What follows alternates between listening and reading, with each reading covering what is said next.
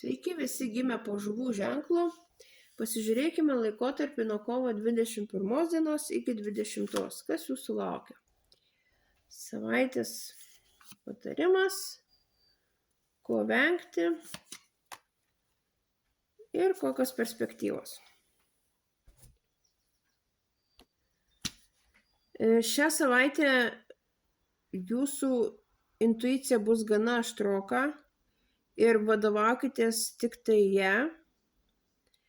Tiesiog jinai jums duos teisingesnius atsakymus negu jūsų protas. Gali būti, kad sapnuosite šią savaitę pranašiškus sapnus. Tuo pačiu labai daugam nepasakokite savo planų, savo norų. Tiesiog tylėkit ir savo paslaptis pasilaikykit šio laikotarpiu savo. Ko vengti? Šią savaitę nesivelkit į jokias intrigas, į jokias apgavystės. Esant reikalui, tiesiog įneškite į situacijas aiškumo. Niekur neskubėkit, viską labai gerai išanalizuokit.